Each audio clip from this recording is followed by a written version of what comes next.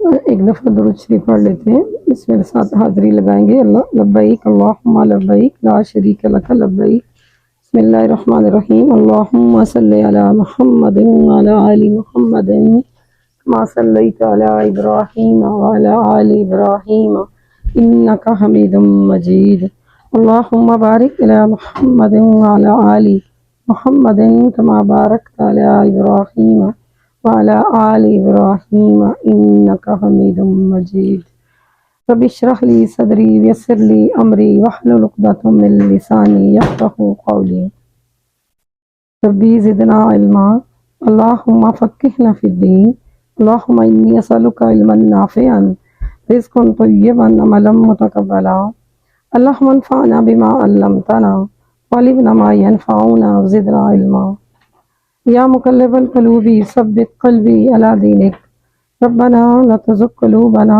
بعد إذ هديتنا وهب لنا من لدنك رحمة إنك أنت الوهاب، اللهم أعني على ذكرك وشكرك حسن عبادتك، اللهم أعني غمرات الموت في سكرات الموت، اللهم إني أسألك الهدى والتقى والعفاف والغنى، ربنا هب لنا من أزواجنا وذرياتنا قرة أعين واجعلنا للمتقين إماما، اللهم أعني على ذكرك وشكرك حسن عبادتك، ربي أدخلني مدخل صدق وأخرجني مخرج صدق واجعل لي من لدنك سلطانا نصيرا، آمين يا رب العالمين۔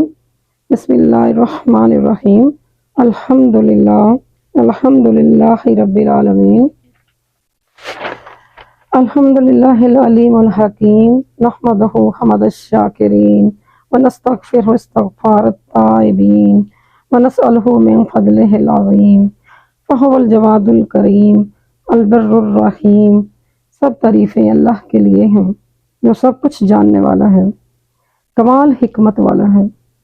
ہم اللہ کی حمد کرتے ہیں شکر گزاروں کی طرح، ہم اس سے توبہ کرنے والوں کی بخشش طلب کرتے ہیں بخشش مانگنے والوں کی طرح، ہم اللہ سے اس کے عظیم فضل کا سوال کرتے ہیں، بس وہ سخی کرم نوازی کرنے والا، خوب احسان کرنے والا اور بہت رحم کرنے والا ہے۔ اعوذ باللہ من الشیطان الرجیم، بسم اللہ الرحمن الرحیم، قل هو اللہ احد اللہ الصمد لم یلد ولم یولد ولم یکن لہ کفوا احد۔ الحمدللہ آج جو ہم نے کچھ بات کریں گے وہ سورۃ اخلاص جو آپ نے اس کی تلاوت میں نے کی، وہ بہت فیملیئر سورہ ہے اور آپ سب اس سے بہت اچھے سے واقف، کیونکہ یہ چھوٹی سی سورہ ہے لیکن اس کے اندر میسج جو ہے وہ بہت کمپریہنسو ہے، اس لیے چونکہ ٹائم تو یہ اتنا نہیں لے گی تھوڑا، لیکن اگر آپ نے اس کے اچھے سے تھوڑا سمجھ لیا تو پھر انشاءاللہ آپ کے آنے کا جتنا بھی اجر الحمدللہ اللہ تعالیٰ بہت بڑھا دیں گے، کیونکہ آپ دیکھیں کہ سورۃ فاتحہ کے بعد سب سے زیادہ پڑھی جانے والی سورہ سورۃ اخلاص ہے۔ کبھی ہم نے یہ سوچا کہ جو لاسٹ سورہ اللہ تعالیٰ نے شروع میں سورۃ بقرہ 250 پڑھے، سورۃ آل عمران، سورۃ نساء، سورۃ مائدہ، ساری لمبی لمبی صورتیں، تو اللہ تعالیٰ کی جو اللہ کے نبی کی جو امت ہے اس میں سارے حفاظ نہیں ہیں، اس میں سارے علماء بھی نہیں ہیں، تو اللہ تعالیٰ کا یہ بڑا رحم اور کرم ہے ہم سب پہ کہ اللہ تعالیٰ نے آخری جو چھوٹی چھوٹی صورتیں دی، ورنہ نماز کیسے پڑھتے؟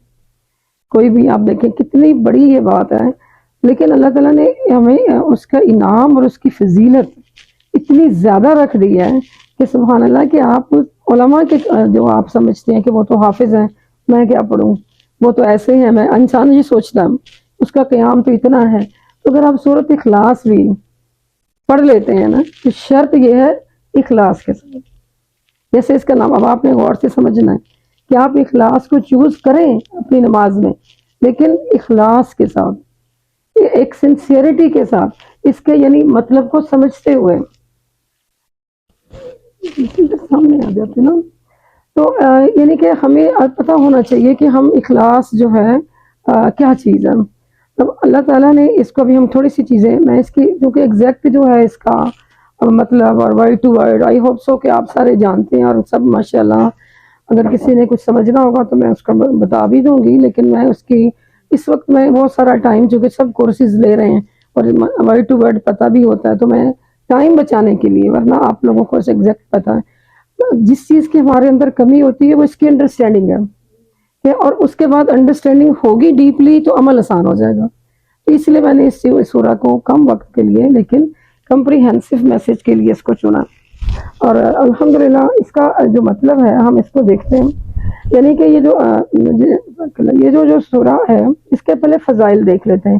پہلی بات تو میں نے بتائی کہ آپ کی اتنی بڑی فضیلت ہے کہ اللہ تعالیٰ نے یہ ہر جو ہے ہم سب کے لیے عطا کر دی کہ اگر بہت بڑی، اگر ایک مرتبہ یہ حدیث مبارکہ آپ نے سنی ہوگی پھر تازہ کر لیتے ہیں کہ اگر ایک مرتبہ بھی جو کوئی پڑھ لیتا ہے، کئی روایات میں آیا تو اس کو 1/3 آپ دیکھیں 3 مرتبہ پڑھ لیتے ہیں تو پورا قرآن.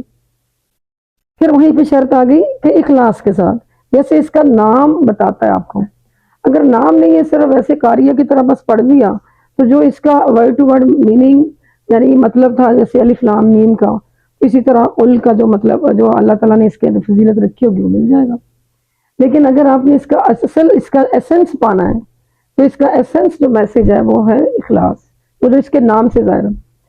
تو اس سورہ یہ بڑی لاڈلی سورہ، یہ مطلب اللہ تعالیٰ نے اس کو بیان فرمایا تو اس لیے اس کو نام بھی اور ہے، اس کو سورہ توحید بھی کہتے ہیں اور اس کو سورہ اساس بھی کہتے ہیں اور اس کو سورہ اسم اعظم بھی کہتے ہیں کہ ہمیں اس چیز کا نہیں پتا ہوتا.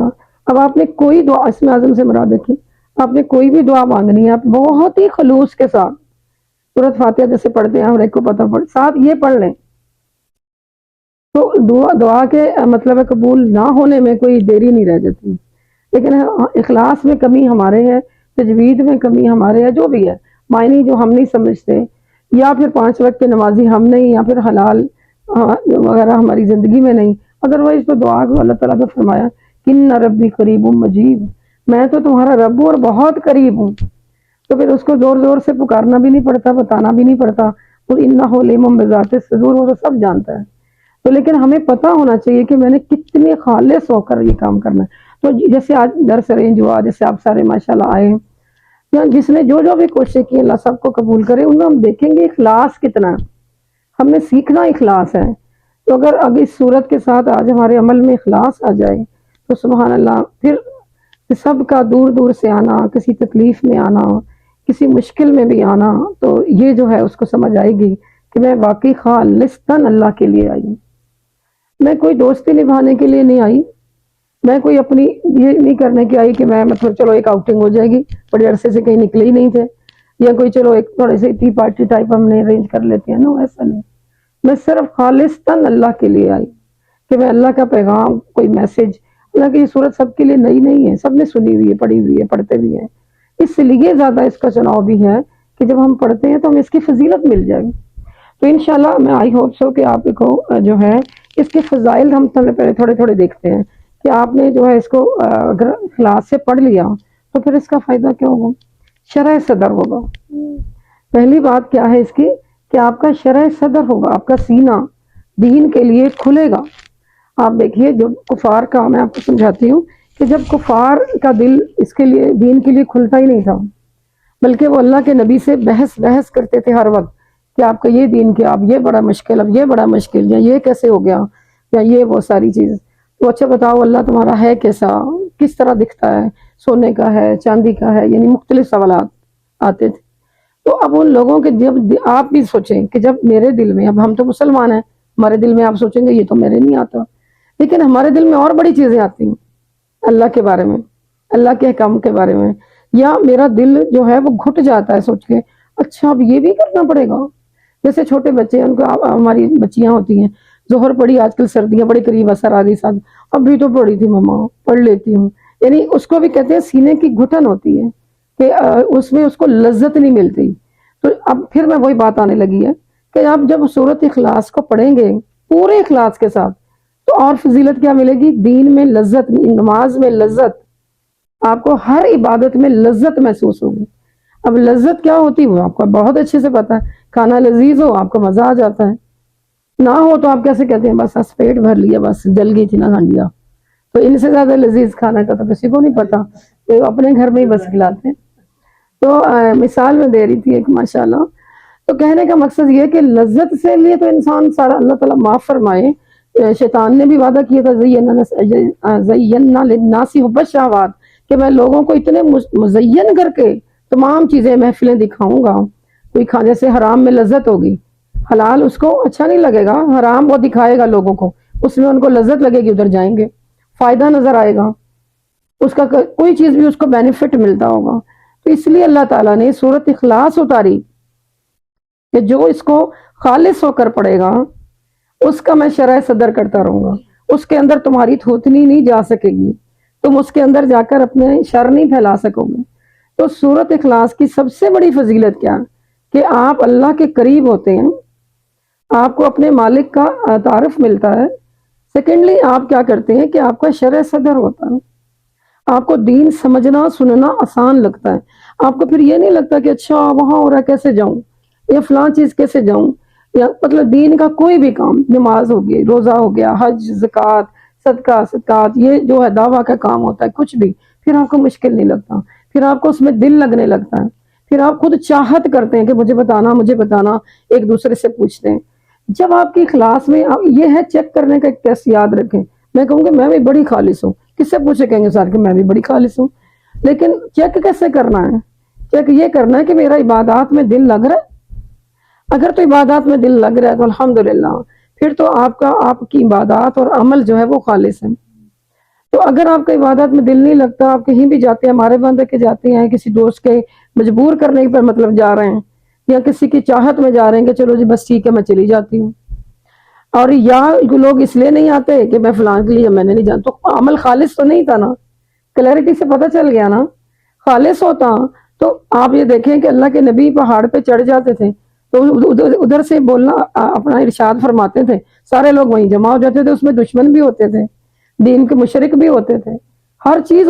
مسئلہ تو یہ نہیں ہے، اصل بات یہ ہے کہ ہم نے دین کو اپنی سلیکشن سمجھ لیا کہ ہم اپنی سلیکشن کریں گے، اس مسجد میں جائیں گے، ادھر نہیں جائیں گے. یہ بھی آپ نے دیکھا فرقے بنے کس لیے کہ جب دین میں ہم خالص نہیں رہے، اس میں ملاوٹ آ گئی ہے. تو اخلاص کا مطلب لغوی معنی کیا ہے؟ خالصاً ہر عمل اللہ کے لیے کرنا، اور اس کے اندر کوئی آمیزش نہ آنے دینا، کوئی بھی اپنی کوئی خواہش نہ ہو، میری عزت ہو، میں جاؤں گی تو میری ایسے ہوگی، ایسے کوئی آمیزش، ورنہ آپ کی اخلاص کے اوپر وہیں دھبا لگ جائے گا. کہیں ایک دھبا لگا ہوتا ہے، پھر دھبے ایسے کر کے سارا عمل جو ہے وہ ایک بلیک بن جاتا ہے، اور ہم سمجھتے ہیں میں نے تو بڑا اچھا عمرہ کر لیا، جب مجھے سارا کچھ تو میں نے ادھر حاجی کی نیم پلیٹ لگی ہوئی ہے، لوگ ہمارے ہر بچوں کا شور مچا ہوا، جی حاجی آ رہے ہیں. وہ ان کا جو فضیلت ہے وہ رب اور وہ جانتے ہیں، لیکن میرے دل میں تو یہ بات نہیں ہونی چاہیے نا. اسی طرح جیسے کوئی ٹیچر ہے یا کچھ پڑھاتا ہے تو اس کے دل میں یہ بات ہرگز نہیں ہونی چاہیے میں جاؤں تو میرا بڑا ادب ہو. اس کا مطلب آپ نے ادب کے لیے کام کیا نا. اس لیے سب سے پہلے علماء کو پکڑا جائے گا کہ آپ آ جائیں، کہ آپ نے دنیا میں جس کی خاطر کیا تھا وہ آپ نے غلط کہتے ہیں کہ آپ نے میری خاطر کیا تھا. آپ میری خاطر کرتے تو آپ غمی میں بھی کرتے نا. آپ میری خاطر کرتے تو آپ کو پتا ہوتا کہ یہ لوگ سننا نہیں چاہتے، لیکن میں پھر بھی جاؤں کیونکہ میں نے تو اللہ کا پیغام دینا ہے. تو آپ جاتے، آپ تو صرف اپنے دوستوں میں ہی جاتے تھے، یا پھر آپ کو جب کوئی جو سمجھ ہوتی تھی یہ مجھے اچھا ذرا جانتے ہیں، یہ کوئی بھی مجھے بینیفٹ ہے، آپ تو وہیں جاتے تھے. بس آپ نے کبھی ان علاقوں میں جا کے تو دیکھا ہی نہیں تھا. یعنی کوئی بھی عمل کی بات جو ہے وہ سب سے پہلے ان کی پکڑ ہے. اس لیے عمل کے ساتھ ہمیں آپ کو سمجھ آنی چاہیے کہ یہ اگر ہم اس کو پورے خلوص کے ساتھ پڑھیں گے تو یہ ہمارا شرح صدر کرے گا. بہت بڑی بات ہے یہ، جس کے لیے نبیوں نے دعائیں کی، ان کو سکھائی گئی. ابھی ہم نے پڑھی ربی اشرح لی صدری ویسر لی امری، یعنی میرا جو شرح ہے وہ صدر جو ہے وہ شرح کر دے. شرح کیا ہوتا ہے؟ یہ ایک تشریح ہوتی ہے نا. تشریح کیا ہوتی ہے؟ کچھ چیز کو کھول کے بیان کر دیا جائے، کھول کے بیان کیا جائے. تو صدر سینے کو کہتے ہیں. تو اس کو کھول دیا اللہ تاکہ مجھے دین کا کوئی عمل مشکل نہ لگے، نہ سننا، نہ یاد کرنا، نہ دوسرے کو بتانا، نہ اس پر عمل کرنا، کوئی مشکل نہ لگے. مکمل شرح صدر جس نے کرانا ہے تو ایک سورۃ اخلاص کو اخلاص سے پڑھ لے. یہ آج کا میسج ہے. مشکل تو نہیں بات، بہت آسان ہے نا. تو ہم دیکھیں شرح صدر ملے گا، اور کیا ملے گا؟ اور میرا تزکیہ، اپنا تزکیہ نفس، جس کا اپنے اندر کی صفائی کرنی ہے. اس کے اندر بہت ساری چیزیں پیدا ہو رہی ہیں. غصہ، اب مجھے کوئی بندہ دکھا دے جس کے اندر بالکل غصہ نہیں ہے آج کل. اس کے ایسے لائن لگی ہوئی ہے، گھروں میں بھی باہر بھی، دل پھٹے پڑے. کیونکہ دین میں جو ہے صحیح بیان کیا نہیں گیا، اور دین اس کے بعد ہمارے صحیح سمجھ میں ہی نہیں آیا، اور نہ ہی پھر سب سے بڑی بات ہے میرے عمل میں آیا۔ تو اس کا وجہ کیا ہوتی ہے کہ دین کا الگ الگ ہو جانا، کہ آپ دین کے لیے خالص ہی نہیں تھے، آپ نے صرف اپنے گھروں کو چنا ہوا ہے، دوستوں کو چنا ہوا ہے، یا اپنی کمیونٹی کو چنا ہوا ہے، اور بس وہاں تک محدود رہتے ہیں کسی بھی نیک عمل میں۔ ابھی ہم یہ پڑھیں گے کہ مجھے اخلاص صرف اس میں چاہیے، نہیں، آپ نے گھر میں بھی اگر اپنی کلیننگ بھی کر رہے ہیں، تو اگر آپ خالص تھک چکے ہیں نا آپ، تو اب مجھے بہت پیارے لگ رہے تھے، مولانا صاحب فرماتے ہیں کہ کئی دفعہ جیسے اب انسان تھک جاتا ہے نا، صفائی کر رہا ہوتا ہے تو گھر کی، تو خاتون سمجھتی ہے اوہو اب میں تو تھک گئی، تو اب وہ جتنے لوگ اس کے آس پاس ہوتے ہیں وہ سب کو بات میں پہلے سناتی ہے کہ میں یوں تھک گئی، میں ایسے ہو گیا، مجھے یوں ہو گیا، یوں ہو گیا۔ تو اگر وہ اس بات کو یاد کر لے، ان اللہ یحب التوابین، اگر اللہ تعالیٰ جو ہے وہ توبہ کرنے والوں کو پسند کرتا ہے، اور تزکیہ اور اپنی صفائی کرنے والوں سے محبت رکھتا ہے، وجعلنا من المتطہرین، یعنی جو طہارت کرتے ہیں، صفائی سے محبت کرتا ہے، تو اللہ میں نے بھی صفائی اس لیے کی ہے۔ تو اگر اس کا ہر عمل اللہ کی رضا کے لیے ہو جائے، تو اس کو دنیا کے بھی تمام کاموں میں اللہ کی عبادات کا مزہ ملے گا، اسے بالکل یہ نہیں ہوگا۔ اگر وہ تنگ آ کر سنا دیتی ہے میں نے تو آپ کے لیے سارا دن کھانے پکائے، جیسے اگر کوئی بہو ہے سپوز کسی گھر میں، یا بیوی ہے کوئی، تو تھک جاتی ہے، انسان ہے، تھک جاتا ہے۔ تو میں یہ نہیں کہتی کہ لوگ اب اس کا سپورٹ نہ کریں، کرنا چاہیے، لیکن سب اگر فرض کرو اس کا کوئی سہارا ہے نہیں، اسے رب تو ہے نا، وہ اس کو تو پیش کر سکتی ہے نا، کرنا چاہیے کہ اللہ تعالیٰ نے حکم دیا ہے کہ میں آپس میں مل جل کر رہو، محبت سے رہو، مدد کرو۔ تو اگر والدہ کی مدد کر رہی ہے تو اس سے بڑی تو کوئی بات ہی نہیں ہے، وبالوالدین احسان ہو۔ تو احسان صرف مجھے ماں نے جو پیدا کیا وہ اسی پر تو نہیں کرنا، جو دوسروں کی ماں ہے اس پر بھی کرنا ہے۔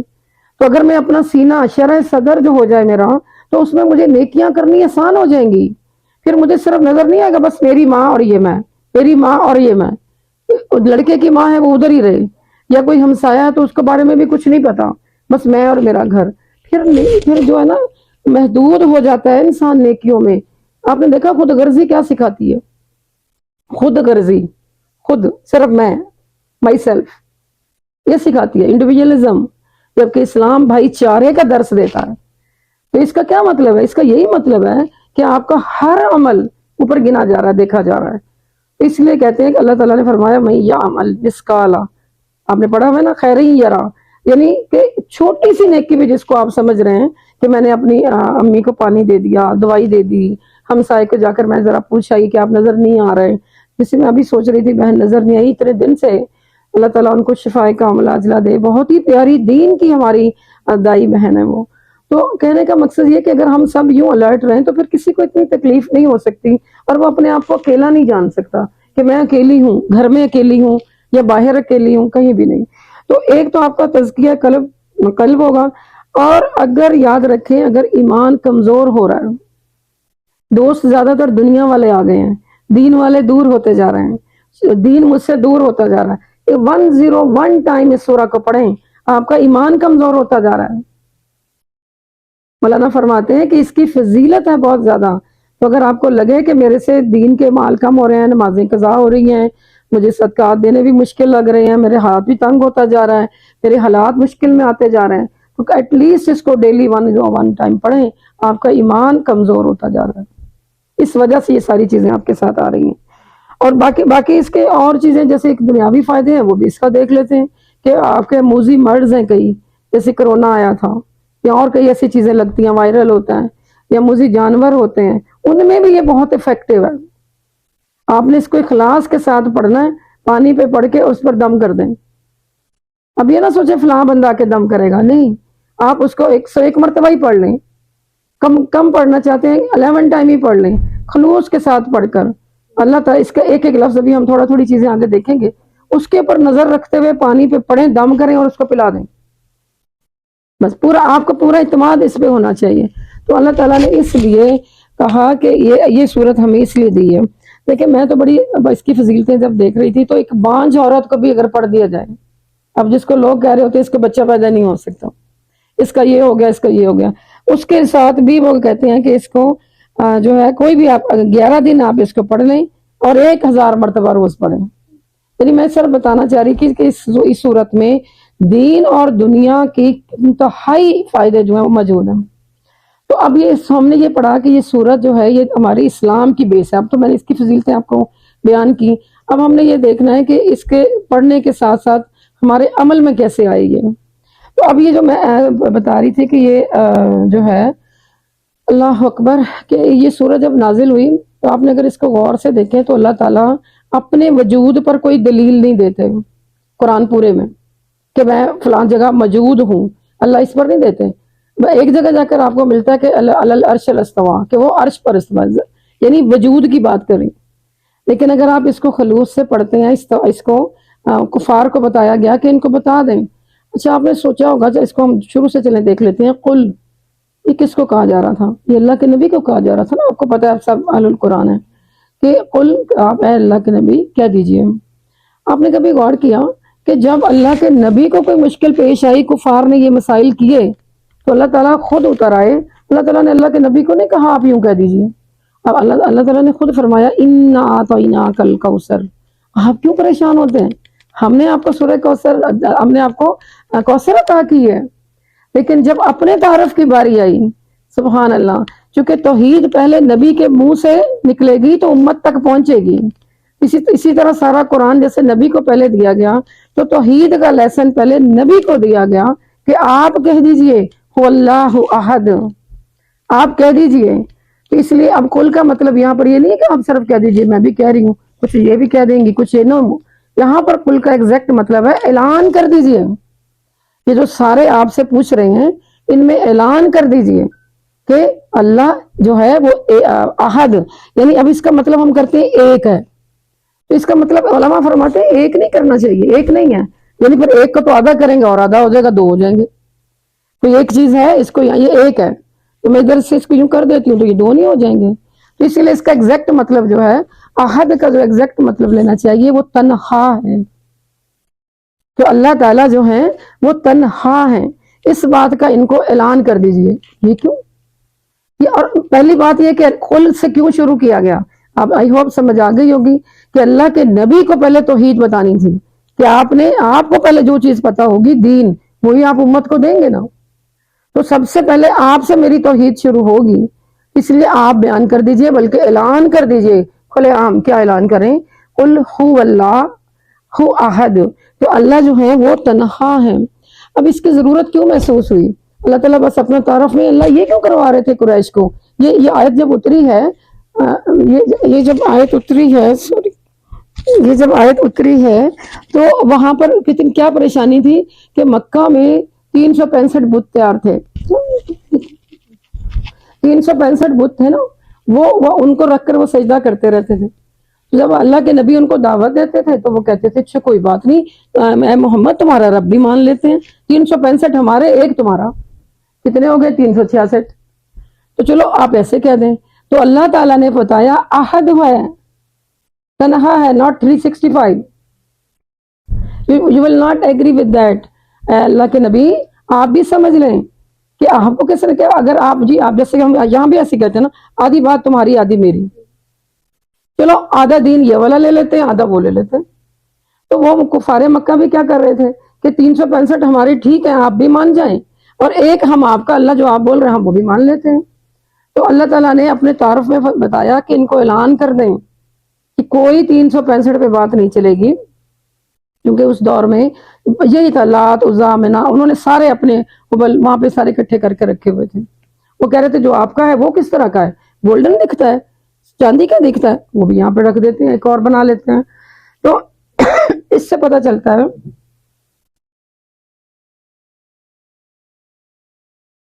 کہ ہمیں اللہ تعالیٰ نے اس صورت کی ضرورت کیوں محسوس ہوئی۔ جب تک ہم اپنے دل میں اور 365 بت بنا کے رکھ چھوڑیں گے، انہوں نے تو فزیکلی رکھے ہوئے تھے، ہم نے کیسے رکھے ہوئے ہیں؟ ہمارے اندر اس سے زیادہ ہی ہوں گے، کم نہیں ہیں۔ ہم اللہ تعالیٰ کی کسی عبادت میں خالص نہیں ہیں، ہم نے ہر عبادت کے اندر کسی نہ کسی چیز کا حصہ ڈالا ہوا ہے، آمیزش ہے، ہماری عبادتیں خالص نہیں ہیں۔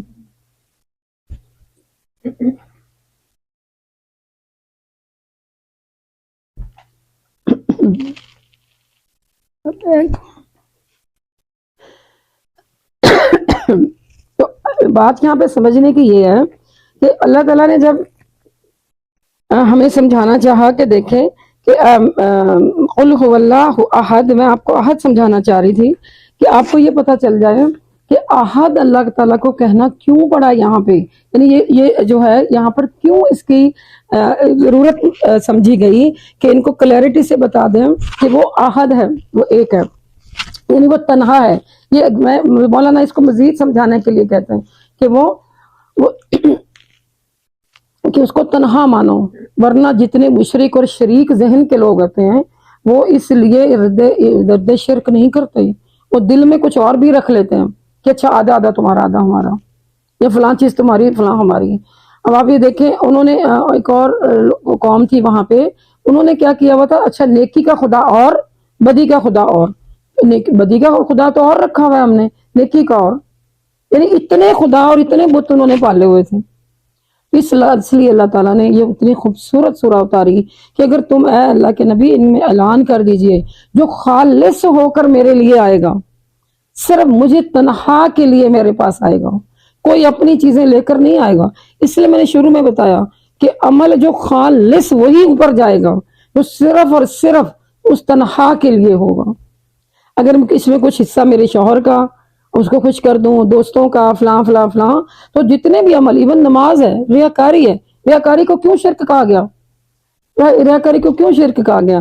کہ ریاکاری میں بھی وہ امیزش شامل ہو جاتی ہے کہ آپ جو دوسروں کو کچھ دکھا رہے تھے، سارا کا سارا تو کوئی بھی نہیں دکھاتا، وضو کیا، اٹھے، نماز پڑھی، یہ کیا وہ کیا، آپ نے کیا، لیکن تھوڑا سا آپ نے کہا اچھا چلو مجھے کوئی اور بھی جو بھی بیٹھا ہوا ہے اس کے لیے کچھ اور کر دوں، تو ذرا سا بھی ذرہ اگر امیزش شامل ہوگی تو اخلاص ختم ہو جائے گا، اس عبادت کا، اس چیز کا، اس دعا کا کچھ نہیں رہ جائے گا۔ اس لیے اللہ تعالیٰ نے کہا پہنو جو مرضی ڈریس پہنو، آپ پہن سکتے ہو اچھے سے اچھا، قیمتی سے قیمتی، لیکن ہے کیا کہ جب آپ ڈریس پہنو اپنے لیے پہنو، اگر آپ وہ بھی دکھاوے کے لیے پہن رہے ہیں تو وہی بھی پہننا گناہ ہو گیا، اور اگر آپ نے اپنے لیے پہنا تو جو مرضی پہن دو، اگر آپ اس کو حلال طرح سے، تو کوئی منع نہیں ہے۔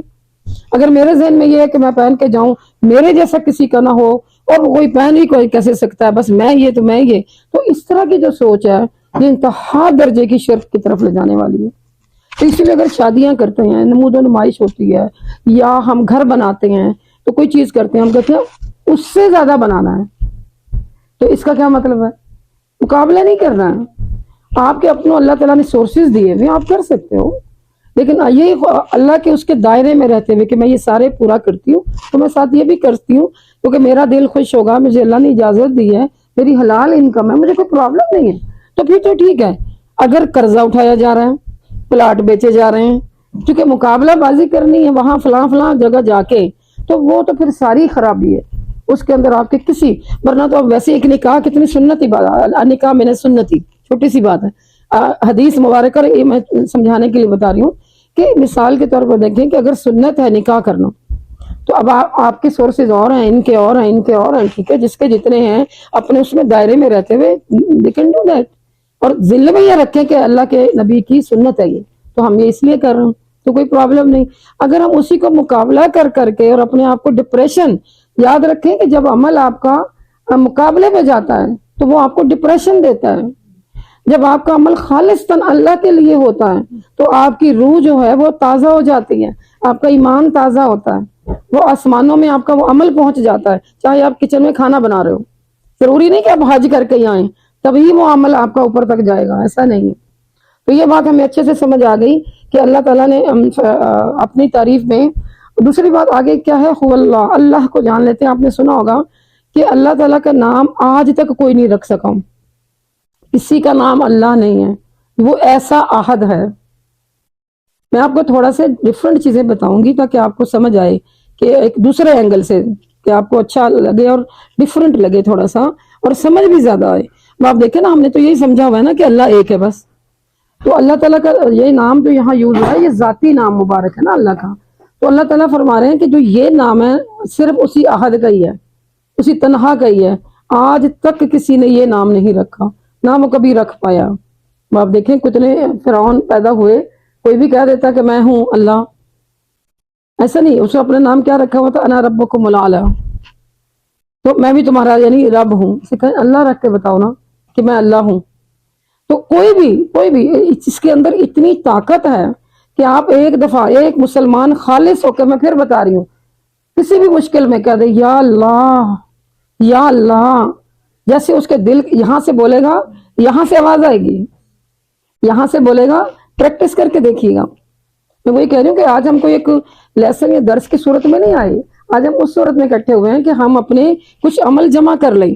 تو جیسے اس کو کوئی تکلیف ہو گئی تو ہمیں یہ یاد رکھنا چاہیے، بجائے یہ بولنے کے ٹھیک ہے قدرتی بات ہوتی ہے، ہم کہتے ہیں امی جی، ایسے ہوتا ہے نا، کیونکہ وہ اس کو بھی ربوبیت نظر آتی ہے اس میں کہ وہ بھی اس کی ماں ہوتی ہے، تو مشکل میں اسی کا نام نکلتا.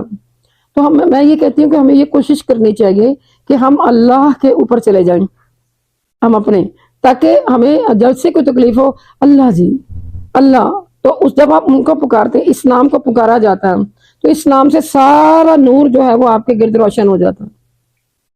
آپ کو نہیں پتا چلتا، ہمیں پتا چلتا، ہم تو تکلیف میں تھے، پھر ساتھ ہم اور بولنا شروع کرتے ہیں، مطلب ہے کہ مجھے یہاں درد ہے، مجھے یہاں درد ہے، تکلیف میں ہی، جیسے آپ میں کہہ رہی تھی. تو بہتر تو یہی ہے کہ آپ اللہ کہہ کے اپنے آپ کو پھر سے اللہ پر لے آئیں، بجائے کہ اس بات کو نریٹ کریں جو بھی تکلیف ہو رہی ہے، لیکن اپنے آپ کو اللہ پر واپس لے آئیں، تاکہ آپ کا سلسلہ جو ہے وہ اللہ سے جڑ جائے. اللہ کو بتانے کی ضرورت نہیں ہے آپ کو کہاں تکلیف ہو رہی ہے. وہ پھر اللہ کیسا ہے کہ جس کو بتانا پڑے کہ مجھے یہاں ہو رہا ہے. ٹھیک ہے، تو اللہ اگر آپ ڈاکٹر کے پاس ہیں یا کوئی اور تکلیف ہے، وہ پوچھ رہا ہے بتائیں کیا ہے، تو اس کو بتانا. یہ نہیں کہ بس ٹیلی فون اٹھایا اب مجھے یہ تکلیف ہو رہی ہے، اس کو بتا، اس کو بتا، اس کو بتا، اس کو بتا، کیا فائدہ جب اللہ تعالیٰ نے فرمایا احد میں ہوں، تمہارا اللہ میں ہوں، تو تنہا میں تمہارے ساتھ ہوں، جہاں تم ایک ہو میں دوسرا ہوں، تو پھر اسی کو بتائیں نا. پھر سارے شہر کو کیوں بتا رہے ہیں؟ اس کا فائدہ بھی کوئی نہیں ہو رہا. اللہ تعالیٰ نے فرشتوں کو بھیجا، اچھا میری شکایتیں کر رہا ہے، حدیث ہے نا، میں اس کے مختصر بتانا چاہ رہی ہوں کہ وہ مجھے میری شکایتیں کر رہا تھا. تو اگر کوئی ایسا مریض ہوتا ہے کہتے نہیں اللہ، مجھ سے جب آ کے پوچھا آپ کا کیا حال ہے، تو انہوں نے کہا میں بالکل ٹھیک ہوں، مجھے تکلیف تھی تھوڑی سی دور کر دی اللہ نے، میں ٹھیک ہوں، آپ بھی میرے لیے دعا کریں. تو انہوں نے نہیں، اس نے یہ نہیں کہا کہ آپ نے اسے اتنی تکلیف میں رکھا ہوا ہے. تو اللہ تعالیٰ بہت خوش ہوتے ہیں کہ اس کو پتا ہے کہ میں ہی اس کا رب ہوں، یعنی یہ کنیکشن اس کو پتا ہے. تو جب ہم اللہ بولتے نہیں ہیں نا تو ہم عادی نہیں ہوتے. میں کہتی ہوں مجھے بہت اچھی بات ایک لگتی ہے کہ ایک دفعہ ایک عالم فرما رہے تھے کہ ایک طوطے کو وہ روز سکھاتا تھا مالک، آپ نے سنی ہوگی یہ بات. تو وہ روزانہ جو ہے کلمہ پڑھتا تھا، لا الہ الا اللہ، لا الہ الا اللہ. ایک دفعہ بلی نے اسے مارا، جھپٹا مارا، تو وہ فوراً ٹائیں ٹائیں ٹائیں کرنے لگ گیا. اس نے فوراً جو ہے اپنے آپ کو بےچارا رونے لگ گیا. کہتے ہیں کہ پتہ نہیں وہ بچ گیا کہ آزاد کر دیا یا کیا. لیسن اس نے یہ بات کی تھی کہ انسان کو یہ دیکھنا چاہیے کہ تکلیف میں میرے زبان سے یہ نکلے گا کہ نہیں. جب موت مجھے جھپٹا مارے گی، جب موت مجھے ایسی جھپٹا مارے گی، تو میری زبان سے لا الہ الا اللہ نکلے گا کہ نہیں. اگر میں نے خالص ہو کے پڑھا ہوگا، کیونکہ یہ قل هو اللہ احد جو ہے، یہ لا الہ الا اللہ جیسے توحید ہے، یہ اسی کی نریشن ہے، اسی کو اللہ تعالیٰ نے یہاں پر صورت میں بیان کیا. تو وہ لا الہ الا اللہ، یہ بھی قل هو اللہ احد، یہ بھی ایک ہی چیز ہے کہ آپ اسی کو مانے. پہلے لا الہ، وہ جو 365 تھے ان کے اوپر جھگڑا کس چیز پہ تھا؟ لا الہ پہ جھگڑا تھا، الا اللہ پہ جھگڑا نہیں تھا. وہ لا الہ نہیں کرتے تھے کہ ہمارا کوئی الہ نہیں، وہ کہتے تھے نہیں یہ سارے ہمارے الہ ہیں. تو جھگڑا کس بات پر ہوا؟ لا الہ پہ جھگڑا ہوا، الا اللہ پہ نہیں. ابھی بھی آپ دیکھتے ہیں یہاں پر لوگ کیا کہتے ہیں؟ گاڈ کہتے ہیں، گاڈ اور گوڈیس بھی، جیسے اس کا اب دیکھیں اللہ کا کوئی مونس ہے ہی نہیں، لیکن ان کے گاڈ کا مطلب جو ہے، اب یہ دیکھیں وہ جو گاڈ ہے، وہ جس کو ہم اللہ کہتے ہیں، وہ وہاں تک پہنچ ہی نہیں پاتے. انہوں نے جس کو گاڈ بنا کے رکھا ہوا ہے، اس کا مطلب اور بھی بڑے کو رکھے ہوئے ہیں ساتھ. تو ایگزیکٹ مطلب آپ نے اللہ بولنا بھی ہے، اللہ سمجھنا بھی ہے.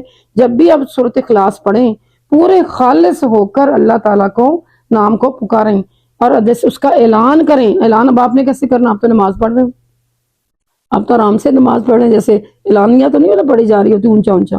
تو اتنی کو تو پڑھے نا آپ کے کانوں کو آواز آئے. آپ کے کان تو اس بات کی گواہی دینا کہ میں کہتی تھی احد. آپ اس حضرت بلال کو یاد کریں نا جس کو مٹی پر گھسیٹا جاتا تھا اور وہ کہتا تھا احد احد احد، وہ اسی پہ مارتے تھے اور وہ اسی طرح بولتا تھا.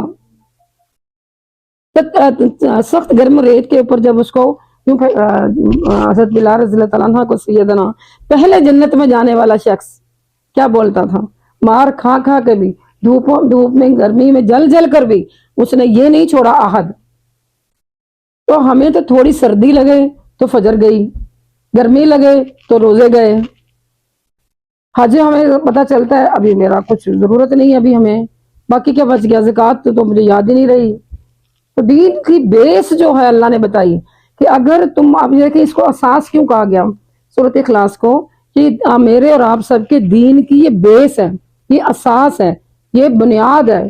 کیوں کہ اگر آپ کو اللہ کی توحید سمجھ آ گئی، ہمیں اللہ کی محبت سمجھ آ گئی ہمیں، تو میرے لیے نماز پڑھنا، میرے لیے روزہ رکھنا، میرے لیے زکوٰۃ دینا، میرے لیے حج کرنا اور میرے دینی معاملات سارے لوگوں سے ڈیل کرنا بہت آسان ہے، پھر مشکل نہیں ہے۔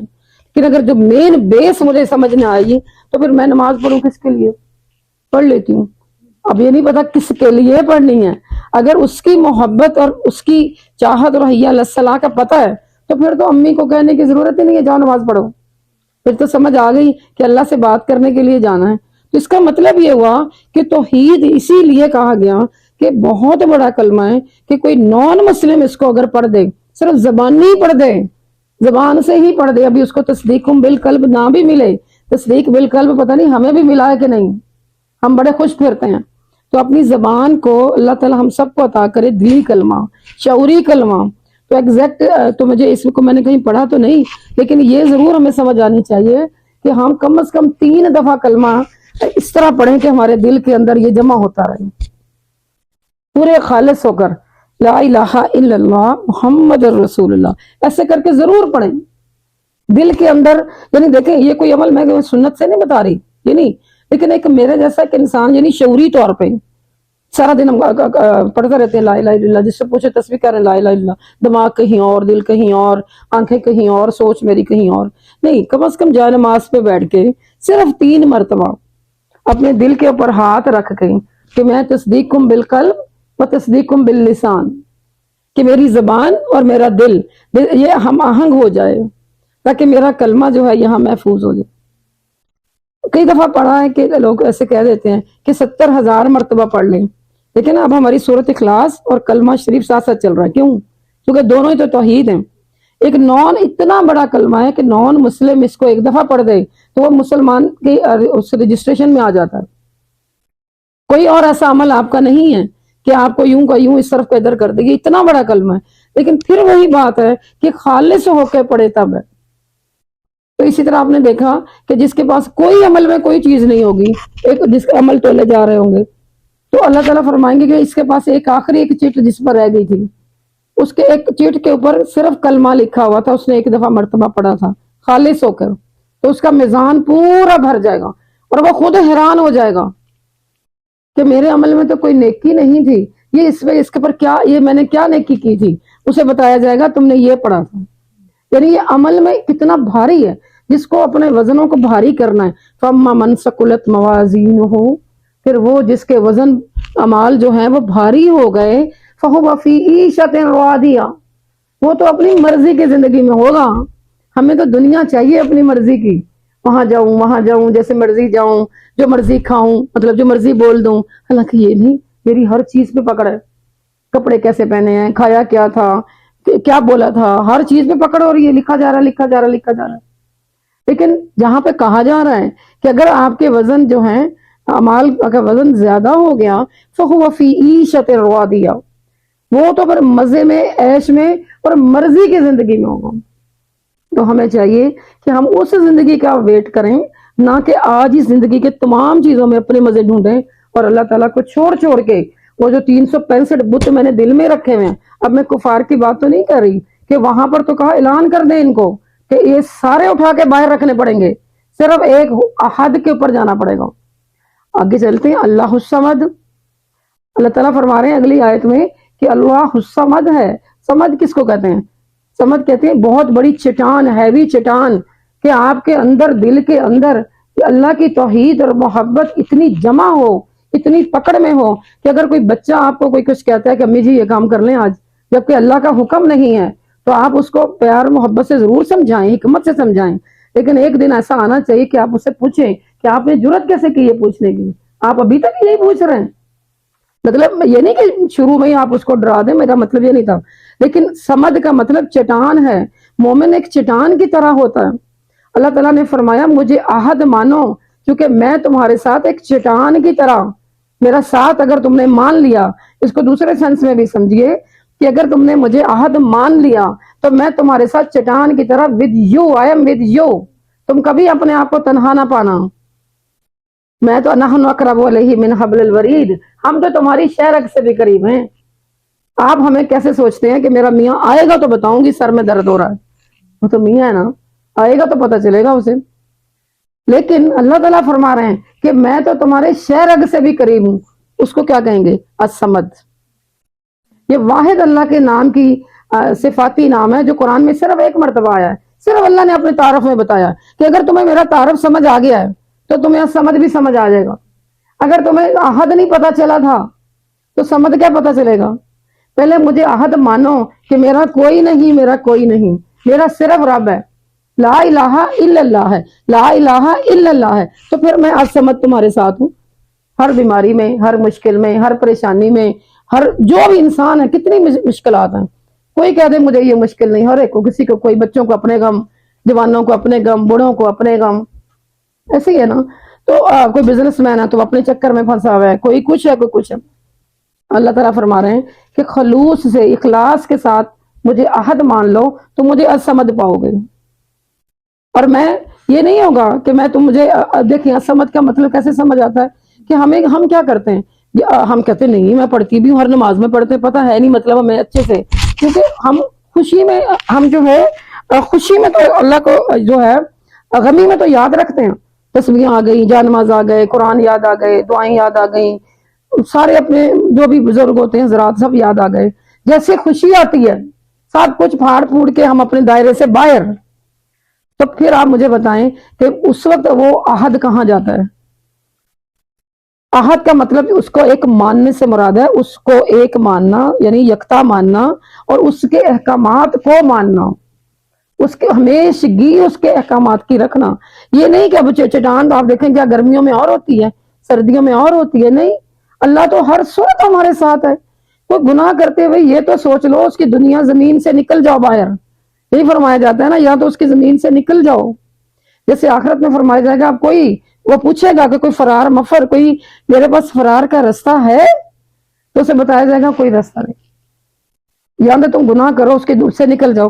ہم لائٹ بند کر کے، دروازہ بند کر کے، فون کے اوپر ہر چیز دیکھنا چاہتے ہیں، کوئی شکر ہے اور کوئی نہیں ہے، بچے ہوں، بچیاں ہوں، کوئی بھی ہو، اللہ تعالیٰ معاف فرمائے، آج کل تو سارے ہی اسی مصیبت میں پڑ گئے۔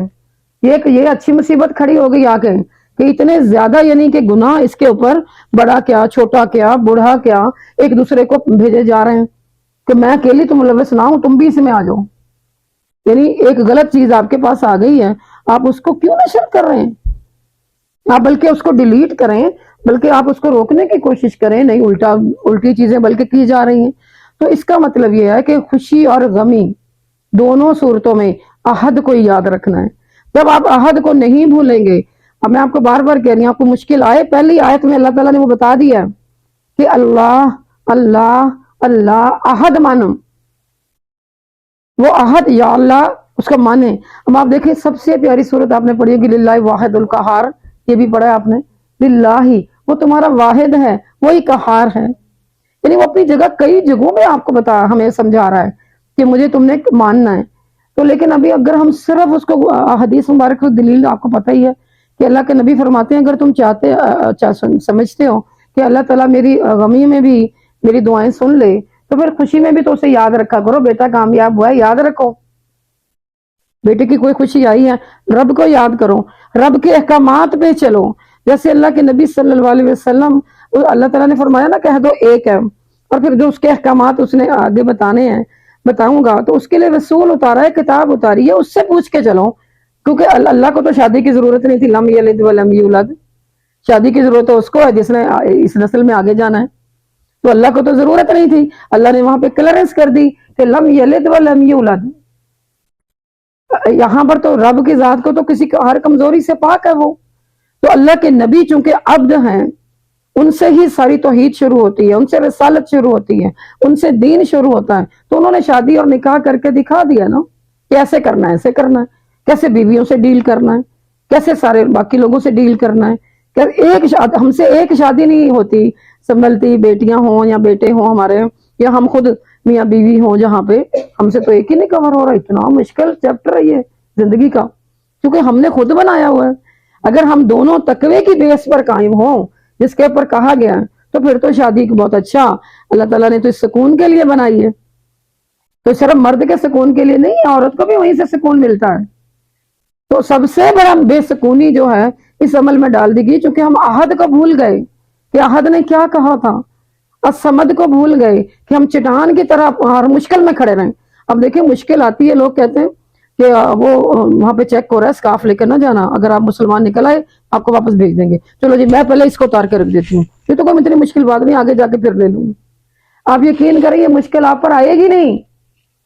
آپ کو ساری لائن کو چیک کریں گے، آپ کو کہیں گے جائیں اللہم حاسبنی حسابا یسیرا، ایسے حساب ہونے والا ہے.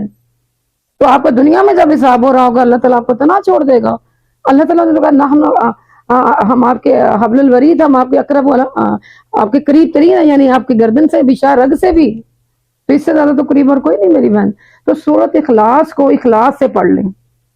سوتے ہوئے آپ کم از کم، اسی لیے کہا گیا، آپ نے دیکھا نا جب ہم بستر پہ جاتے ہیں تو اللہ کے نبی نے کیا فرمایا، کیا پڑھنا ہے، اس میں سورۃ اخلاص شامل ہے نا. صبح اٹھے ہیں تو اس کے صبح شام کے اذکار میں شامل ہے نا. میں نے اپنے کئی دفعہ بہنوں کو بتایا بھی ہے کہ کم از کم 10 مرتبہ پڑھ لیں، جنت میں گھر بن جاتا ہے. آپ کو کتنا مشکل ہے گھر بنانا، یہاں ہر نماز کے ساتھ 10 مرتبہ پڑھ لیں، جنت میں محل تعمیر ہو جاتا. خلوص کے ساتھ وہاں پہ فرشتوں کی کتنی آپ دیکھیں آمد ہوتی ہے. آپ وضو سے ہوتی ہیں، آپ نے اسی وقت نماز پڑھا ہوتا ہے، ساری کمٹمنٹ آپ کی پوری ہوتی ہے. 10 مرتبہ دیر ہی نہیں لگتی. صرف توجہ کے ساتھ، دل کی جو ہے اپنی حاضری کے ساتھ اور عبادت میں لذت محسوس کرتے ہوئے پھر پڑھیں گے تو انشاءاللہ جو ہے آپ کو اس کی خاص چیزیں ملیں گی. تو اس کا مطلب یہ ہے کہ ہم نے، اللہ تعالیٰ نے جو ہے لوگوں کو یہ سمجھنے، آپ کو سمت کا چیز بتا دی. ہم آگے چلتے ہیں. میں یہ چاہ رہی تھی کہ اس کی اور بھی چیزیں ہیں، لیکن بعد میں ہم دیکھیں گے. سمت کا مطلب اللہ تعالیٰ نے یہ بتایا ہے، اور بھی کئی جگہوں پہ اس کی بڑی تفاسیر ہیں. تو ایک اس کا سمت آپ نے پڑھ لیا، چٹان میں نے بتائی، اور ایک یہ سب سردار میں بھی اس کا میں نہیں آتا ہے. اور سمت وہ ہے جو سردار ہے سب چیزوں کا، یعنی آپ کی دنیا میں جتنی بھی ایک لیڈرشپ ہے جس کو سوٹ کرتی، وہ صرف اللہ ہے. Leadership in every thing, every sense, کہ ہمیں دنیا میں چاہیے، جہاں پر بھی آپ کو مدد چاہیے، کچھ بھی چاہیے، تو سمد جو ہے وہ سردار کے لیول پر جاتا ہے. اس کا یہ میننگ ساتھ آتا ہے. اور ساتھ بے نیاز تو آپ کو ایک عام سا ہے، آپ نے پڑھا ہے کہ اللہ الصمد کا مطلب اللہ بے نیاز ہے. کیا میرے سے بے نیاز ہے؟ ہمیں آج تک نہیں پتا بے نیاز کا مطلب کیا ہوتا ہے. کہ یہی ہے نا کہ اللہ بے نیاز ہے، جیسے میں بے نیاز ہوں ایسے کر کے بیٹھا ہوا ہے. نہیں، تو ایسا نہیں ہے. بے نیاز کا مطلب یہ ہے کہ اگر کوئی، وہ اتنا بڑا اللہ کی ذات ہے کہ آپ کوئی بھی عمل، جتنا مرضی آپ بڑا عمل جیسے کرتے ہیں، سبحان اللہ، اس کا مجھے فائدہ ہے، اس کی ذات کو کوئی فائدہ نہیں. آپ کو فائدہ ہے. آپ نے خالص ہو کر کہہ دیا لا الہ الا اللہ، اس کا فائدہ اللہ کو نہیں ہوا. وہ بے نیاز ہے آپ کی نیکی سے. یعنی اس کی بڑائی میں یہ دیکھیں نا، وہ کوئی اس طرح نہیں ہے کہ آپ نے کچھ کیا تو پھر اس کی بڑائی بڑی ہوگی، اگر آپ نے نہ کیا تو نعوذ باللہ وہ چھوٹا ہو جائے گا. اس کو بے نیازی کہہ رہے ہیں کہ ہمارا کوئی عمل کرنا یا چھوڑ دینا، اس میں اللہ کی بڑائی کو کوئی فرق نہیں پڑتا. اس سے آپ نے حدیث مبارک بھی سنی ہوئی ہے کہ کیا ہے کہ اللہ تعالیٰ فرماتے ہیں، اللہ کے نبی نے کہا کہ سارے دین پر آ جائیں، اللہ کی کبریائی میں ذرا فرق نہیں پڑتا. اللہ نہ کرے سارے ہی نان مسلم ہو جائیں، تب بھی کوئی فرق نہیں پڑتا. تو آپ دیکھیں جب دنیا نے ختم ہونا ہے تو اس پوری دنیا پر صرف اللہ کا نام لینے کے علاوہ کوئی نہیں بچے گا. آج تو اپنی اپنی مرضی کر رہے ہیں نا، کوئی ہے کوئی نہیں ہے، کوئی ہے کوئی نہیں ہے، اس طرح. لیکن جب اللہ نے اس دنیا کو لپیٹنا ہے، جو مقصد ہے اللہ کا وہ ہو کر رہے گا، وہ یہ پورا ہو کر رہنا ہے ہر صورت. ابھی ہمیں لگتا ہے نا کہ مسلمان بڑے پس رہے ہیں، مسلمان یہ آگے، وہ تو ہمارے اعمال ہے نا.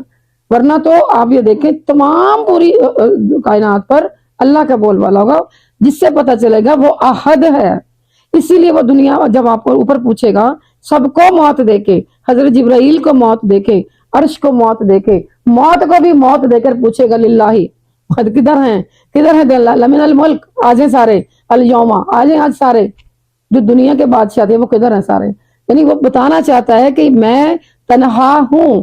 وہ آخرت میں بھی اللہ کے دیکھیں، اگر وہاں سے جبریل کو موت نہ آتی، صرف باقی چیزوں کو ساری کو موت آ جاتی، دے دیتا. اور جبریل تو ہم کلام ہوتے ہیں نا، تو ان سے پوچھتا ہے کہ دیکھیں آج کوئی ہے یہاں پہ. لیکن تنہا ثابت کرنے کے لیے اللہ تعالیٰ نے ایک عرش کو بھی موت، ہر چیز کو موت، کیونکہ جتنی مخلوق ہے سب کو موت آئے گی. اس کا مطلب ہے اس مخلوق کا کوئی خالق بھی ہے. یہاں سے توحید ہمیں پتہ چلتی ہے. تو یہ چیز میری بہن ہمیں اچھے سے سمجھ آ گئی کہ ہم نے اس کا یعنی کیا سورۃ اخلاص کو ہم نے کس کس طرح پڑھنا. اللہ تعالیٰ، اللہ کے نبی نے بڑی کوشش کی ساری زندگی، مکی زندگی میں لا الہ الا اللہ کو نافذ کرنے کی. میں نے اور آپ نے عمل کی بات یہ لے کر جانی ہے کہ میں نے اپنی زندگی میں لا الہ الا اللہ کو نافذ کرنا ہے. مکی زندگی میں اس کو نافذ کرنے کی کوششیں کی گئی، اور جب اس کے بعد جہاد کیا، لڑائیاں کی، میں نے کی اپنے آپ سے. میں نے لوگوں سے تو میں نے کیا کرنی جا کر، نہ اس کی کوئی اجازت ہے. اپنے آپ سے تو کریں، جہاد بالنفس تو کریں. جہاد کہتا ہے، نفس کہتا ہے یہ کرو، یہ کرو، ایسے کر لو، کچھ نہیں ہوتا، فلاں چیز ہے، فلاں چیز ہے. مسجد میں جاؤ کچھ اور بن جاؤ، مال میں جاؤ کچھ اور ہو جاؤ. نہیں، جہاد بالنفس کرنا ہے. تو جب جہاد بالنفس ہوگا تو مکی زندگی آئے گی. مکی زندگی میں کیا تھا کہ لا الہ الا اللہ کو نافذ کرو، بتاؤ ان کو. وہیں پر یہ سورہ بھی اتری تعارف میں. جب اس کا تعارف ہوئی، جہاد ہوا، ہجرت ہوئی، تو مدینہ میں جا کر کیا ہوا، نماز بھی آ گئی، روزہ بھی آ گیا، حج بھی آ گئی، زکوٰۃ بھی، عمرے بھی، یعنی پھر سارا دین ایک شریعت شروع ہو گئی. اس کا مطلب ہے کہ جب تک ہم لا الہ الا اللہ کو اچھے سے اپنے اندر، اپنے سراؤنڈنگ میں نافذ نہیں کرتے، باقی کوئی عبادات کا کوئی وجود نہیں. جتنی مرضی نمازیں پڑھ لو، کلمہ ہی نہیں دل میں جاگا ہوا، توحید کا ہی نہیں پتا، عہد پر ہی نہیں جمے ہوئے، الصمد کو ہی نہیں جانتے، تو پھر اللہ تعالیٰ کو ساتھ آپ دیکھیں ہمارا کوئی کنیکشن نہیں. تو کلمہ صرف زبانی نہیں پڑھنا، سورۃ اخلاص زبانی نہیں پڑھنی، بلکہ دل سے ایسی پڑھنی ہے کہ میرا چیز مضبوط ہو جائے، تب نماز میں مزہ آئے گا، تب روزہ رمضان آ رہا ہے، تب اس میں لذت ملے گی، تب اس کی افادیت اور فضیلتیں بڑھیں گی. تو آج سے آپ نے کم از کم جس کو جتنا ٹائم ملتا ہے، جو بزرگ حضرات ہوتے ہیں یا تھوڑی زیادہ عمر کے، جن کی جابز نہیں ہیں، تو ان کو تو چاہیے کہ یہ ایک میسج زیادہ لے کر جائیں کہ کلمہ کلمہ کلمہ پڑھنا ہے اور سورۃ اخلاص پڑھنی ہے. کم از کم 313 مرتبہ پڑھنے سے کثرت والوں میں آ جائیں گے. 313 کم از کم پڑھ لیں، کوئی دیر نہیں لگتی. اچھا، کوئی بہت کام والے بچیاں ہیں، کوئی بہت ہی ہیں، جیسے بزی لوگ ہیں، تو ایٹ لیسٹ ہر نماز کے بعد 10 مرتبہ پڑھیں، تاکہ آپ کا دل، آپ کا رستہ، آپ کا دماغ، آپ کا عمل سارا روشن ہو جائے، جس میں آپ نے خالص ہو کے پڑھ لیا اور جنت میں محل بھی بن جائے. تو یہ ایک چھوٹا سا اس کا عمل تھا جو میں نے آپ کو بتایا. اب آپ یہ دیکھیے کہ جو ہے ہم ابن تیمیہ کی بات بہت اچھی ہے کہ ہر قول اور فعل اللہ کی رضا کے مطابق ہوں. اب کیا صرف نماز، روزہ، حج، زکوٰۃ میں اخلاص چاہیے؟ نہیں، وہ میں پہلے بھی بتا چکی ہوں کہ ایون آپ کوکنگ کر رہے ہیں، آپ کلیننگ کر رہے ہیں، آپ کوئی بھی کام کر رہے ہیں، خالصتاً ابن تیمیہ فرماتے ہیں کہ آپ کا قول، میں بول رہی ہوں، میرے بولنے میں کیا ہے، مطلب میرے دل کے اندر کیا بات ہے، یا مطلب ہوتا ہے نا کہ انسان کی خواہش ہوتی ہے کہ میں کیوں بول رہا ہوں، یا میں کوئی عمل کر رہی ہوں تو میرا اس کا کیا فائدہ ہے. تو ابن تیمیہ فرماتے ہیں کہ قول اور فعل جو بھی ہے، اس میں کوئی تضاد نہ ہو، اللہ کی خالصتاً اللہ کی خاطر ہو، چاہے دنیا کے عمل ہی ہوں، وہ بھی عبادت ہے. تو اس کا مطلب ہے کہ ہم تو مومن تو ہر وقت عبادت میں ہیں. اب دیکھیں، اب ضروری تو نماز میں تو آپ 10 منٹ لگاتے ہیں، تو باقی عمل میں بھی خالص ہو کر اللہ تعالیٰ کو پیش کریں کہ میں صفائی کر رہی ہوں تو اللہ تعالیٰ تجھے صفائی پسند ہے نا، میں شوہر سے محبت کرتی ہوں تو تجھے پسند ہے نا، میں صبر کر رہی ہوں تو تجھے پسند ہے نا. اگر یہ جھگڑا، میں کہتے ہیں حق پر ہوتے ہوئے جھگڑا چھوڑ دیں تو جنت کے عین وسط میں آپ کو محل کی ضمانت دیتا ہوں. میں نہیں کہہ رہی، اللہ کے نبی کہہ رہے ہیں. میں کہتی ہوں نہیں، میں تو مانتی نہیں کہ بندہ ٹھیک ہو سکتا. اللہ کے نبی کہہ رہے ہیں تم حق پر ہو، مان لیا، یہ غلط ہے، مان لیا، تم چھوڑ دو اپنی بات، چھوڑ دو، معاف کر دو، تم صبر کر لو، اس بات کو لپیٹ کے رکھ دو، تو پھر کیا ہوگا، میں تمہیں جنت کے عین سینٹر میں محل کی جو ہے ضمانت دیتا ہوں. تو یہ اخلاص کے طور پر اگر ہم حدیث کو اپنی زندگی میں ڈال لیں گے، اس سے کیا ہوگا کہ آپ کو غصہ چڑھا ہوا ہے، کسی نے غلط کیا آپ کو، بس وہ آپ کو آیا ہوا ہے، تو آپ ڈپریشن میں جا رہے ہیں۔ آپ یہ نہ سمجھیں جب دو لوگوں میں جھگڑا ہوتا ہے تو ایک کوئی، کیونکہ اس نے غلطی کی نہیں، جس کو اس نے ملوث کیا ہوا وہ بیچارہ بھی پریشان ہے کہ میرا نام لے جا رہے ہیں، میں نے تو کچھ کیا بھی نہیں، اس طرح ہوتا ہے۔ تو اس کا مطلب جو ڈپریشن جو ہے وہ میوچولی ڈویژن میں گیا ہوتا ہے۔ تو بہتر یہ ہے کہ اللہ کے واسطے اس کو چھوڑ دیں، زیادہ تعلق نہیں رکھ سکتے، نہ رکھیں جدھر سے ڈپریشن آتا ہے، تاکہ آپ کی عبادات ڈسٹرب نہ ہوں۔ لیکن یہ نہیں کہ اس کو ہر غمی اس میں چھوڑ کے رکھ دیں اور اس سے نفرت کرنے لگ جائیں، تو پھر آپ کا کوئی عمل خالص نہیں رہے گا۔ پھر اس چیز میں ہمیں اس کو جو ہے سمجھنا چاہیے۔ تو باطنی خواہش سے بھی پاک ہونا ہے۔ ہمارے اندر دیکھیں، ایک تو ظاہری خواہش آپ نے کوئی نہیں رکھی، آپ آ گئے کہ آپ کے باطن کے اندر ایک خواہش تھی اندر، وہ تو باطن ہی جانتا ہے نا۔ جس کے پاس آپ آئے وہ تو ظاہری طور پہ جانتے ہیں کہ آئی ہیں جی، میرا یہ کیا، مجھے یوں کہا، کوئی بھی آیا، لیکن جو باطنی خواہش ہے وہ رب کی ذات جانتی ہے، اخلاص بتا رہی ہے۔ تو اگر عمل خالص کہاں سے تلے گا کہ آپ کی باطنی خواہش کیا تھی، ظاہری طور پر نہیں تلے گا۔ تو عمل کو خالص کرنے کے لیے یہ ہے، تو مسکرانا، ملنا، کچھ بھی کرنا، آپ کسی کو دیکھ کر مسکرائے، آپ کو اچھا لگا، یقین کریں کہ اگر آپ اس کو اس لیے کریں کہ میرا اللہ راضی ہو جائے۔ اس لیے ایک اور چیز کہی گئی ہے کہ آپ نے اللہ تعالیٰ کو جب خالص عمل اللہ تعالیٰ کو کرتے ہیں، اللہ تعالیٰ نے کہا 3 مرتبہ بول دو، رضیت باللہ ربًا، میں اللہ تعالیٰ تیرے ہر بات پہ راضی ہو گیا، وبالاسلام دیناً، اور مجھے اسلام مل گیا، میں اس دین پہ راضی ہوں، اور محمد نبیًا، اور اللہ کے نبی کے اوپر کہ وہ میرے محمد ہیں، میں اس بات پہ راضی ہو گیا۔ خالص ہو کر کہہ دو صبح سے شام تک، بس 3 دفعہ صبح کہہ دو، 3 دفعہ شام کو کہہ دو، لیکن کہو اللہ کی رضا کے لیے، اللہ کو راضی کرنے کے لیے۔ یعنی اللہ کی رضا بہت امپورٹنٹ چیز ہے کہ لوگوں کو راضی کریں، لیکن یہ نہیں کہ لوگوں کو راضی کرتے کرتے رب کو ناراض کر لیں۔ یہ تو بہت بڑی ایک، میں کیا کہنا چاہتی ہوں کہ جہالت سمجھ لیں آپ، کہ میں یہ خوش ہو جائیں، لوگ تو پھر بھی نہیں خوش ہوتے، اب آپ الٹے لٹک جائیں وہ خوش نہیں ہوں گے۔ تو اس لیے بہتر تو یہی ہے کہ آپ رب کو راضی کریں، بس اللہ میں اس سے میرا بات نہیں کرنے کو دل کر رہا تھا، میں کر رہی ہوں کیونکہ میں نے تجھے راضی کرنا، میں نے وہاں نہیں جانا تھا، میں جا رہی ہوں کیونکہ میں نے تجھے راضی کرنا، کیونکہ اللہ نے اس کی پریکٹس کرائی ہے 3 دفعہ۔ اس کا مطلب ہے جو ابھی تک اپنے اس عمل میں ثابت قدم نہیں ہے وہ رضیت باللہ پڑھتا ہی نہیں ہے۔ اگر وہ رضیت باللہ پڑھتا تو اس کا نفس اس کو کبھی بھی مجبور نہ کرتا کہ اس کو کال نہ کرو، اس کے پاس نہ جاؤ، اس کو کھانا نہ دو، اس کو یوں نہ کرو، فلانا نہ کرو، اس لیے کہ ہم نے اللہ کو کبھی راضی نہیں کیا۔ تو 3 ٹائم یہ پڑھنا بڑا ضروری ہے۔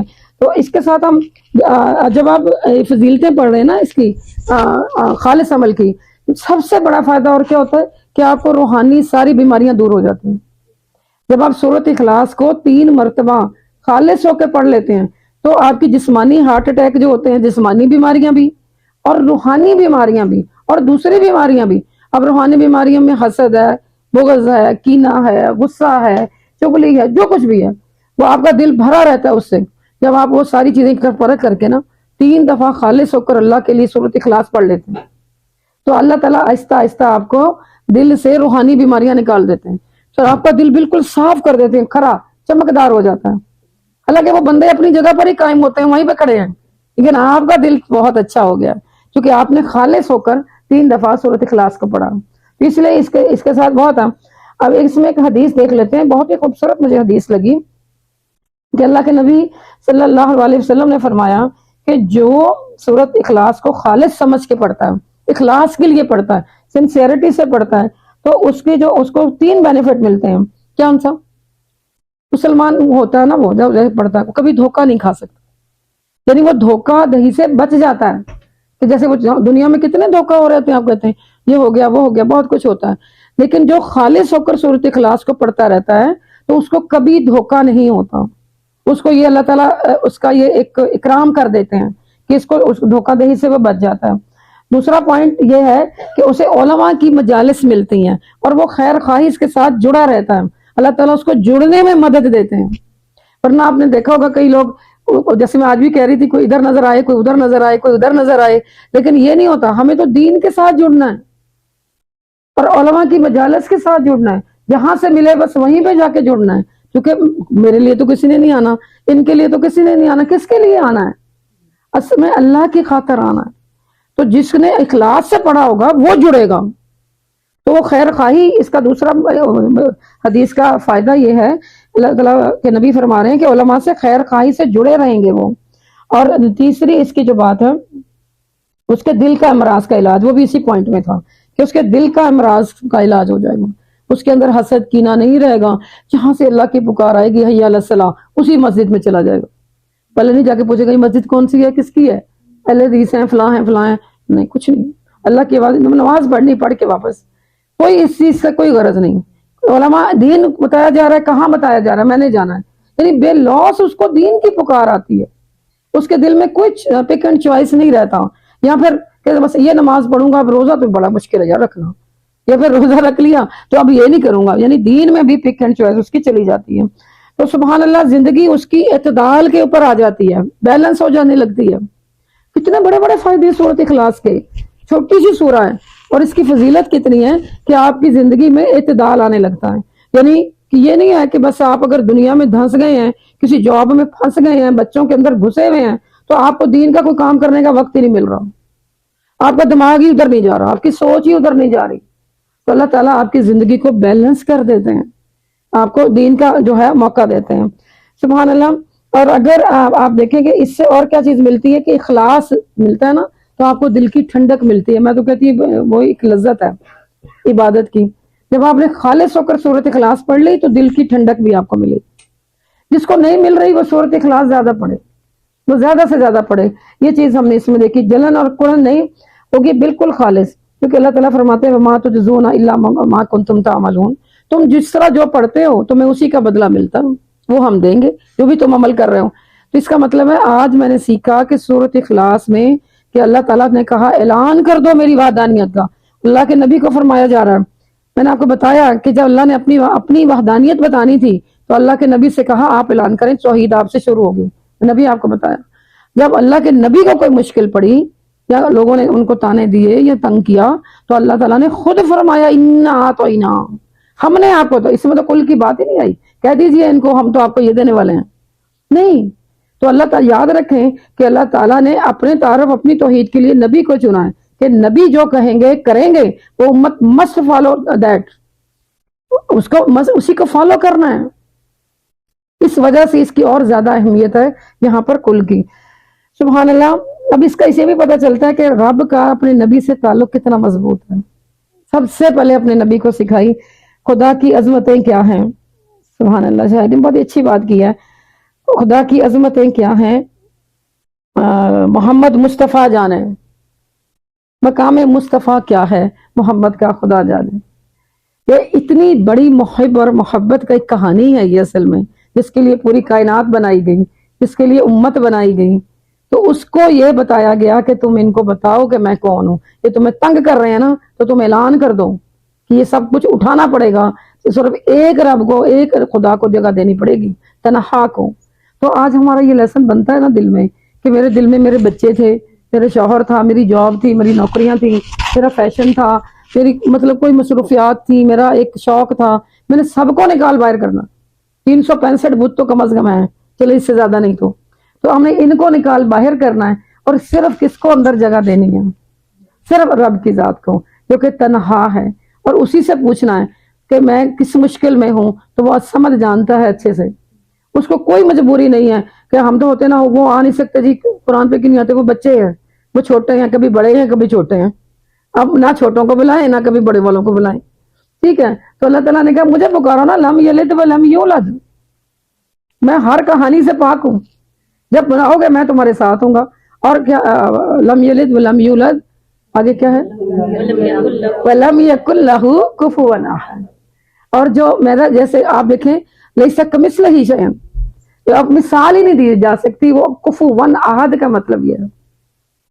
یعنی اللہ تعالیٰ فرماتے ہیں کہ اگر تم ان کو میرا تعارف کراؤ تو میں نے اللہ نے کو بتایا، بتاؤ ان کو کیسا دکھتا ہے، کفوا احد لیس کمثلہ شیء، اس جیسا کوئی ہے ہی نہیں کہ جو آپ کو بتایا جائے کہ ایسا، نعوذ باللہ سمجھانے کے لیے بتا رہی ہوں، ایسا دکھتا ہے ویسا دکھتا ہے ویسا دکھتا ہے، جیسے آپ کسی سے پوچھتے ہیں کہ آپ گئے تھے وہ وہاں پہ، جیسے سپوز کوئی رشتہ کرنا ہوتا ہے، اچھا آپ دیکھ رہے ہیں کیسا نظر آ رہا تھا، کیسا دکھتی تھی یا کیسا دکھتا تھا، تو آپ کو کیسا نظر آتا ہے کہ آپ کچھ بتانا چاہتے ہیں، ہمارے پاس ورڈز ہوتے ہیں، لیکن اللہ نے قرآن میں اپنا خود ہی بتا دیا تعارف کرنے کے بعد کہ مجھے احد تو مان لو، الصمد بھی مان لو اور جان لو، میری یہ ایک خوبی ہے، لیکن اور کیا، میرے اندر کوئی کمی نہیں ہے لم یلد والی، اور کفوا احد مطلب اگر کسی کو سمجھانا میرا چاہو، جیسے کوئی بھی ٹیچر سمجھاتا ہے تو لیسا کمثلہ شیء بول دو کہ اس جیسا کوئی ہے ہی نہیں کہ میں آپ کو اس کی مثال دوں۔ تو ایسی کٹر محبت پیدا کریں اپنے رب سے۔ رمضان آ رہا ہے، یہ شبان ہے، اس کا بہترین میسج ایک اللہ تعالیٰ نے آپ کو دیا ہے کہ میرے سے دوستی کرو، میرے سے دوستی کرو گی یا کرو گے تو مجھے الصمد پاؤ۔ تو آئی ہوپ سو کہ آپ لوگ سارے جو ہے اللہ تعالیٰ سے دوستی کریں گے۔ آپ اللہ سے تیار ہیں سب دوستی کے لیے؟ سب نے وعدہ کیا؟ نہ اجری اللہ، بے شک ہم سب کا اجر اللہ کے پاس ہے۔ ہم نے اپنی پوری کوشش کی کہ ہم قرآن کو کھلا کر کے مبین کی طرح پیش کریں۔ اللہ تعالیٰ ہم سب سے قبول فرمائے۔ اللہ سے دعا کرتے ہیں، ربنا آمنا بما انزلت واتبعنا الرسول فاکتبنا مع الشاہدین۔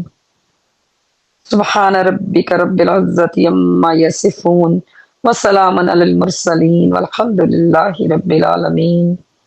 ربنا تقبل منا انک انت السمیع العلیم وتب علینا انک انت التواب الرحیم، آمین۔ وما علینا الا البلاغ المبین۔ اللہ سے دعا ہے کہ اللہ تعالی ہم سب کے لیے جو بھی آیات پڑھی گئی ہم سب کے عمل میں لے کر آئے، آمین۔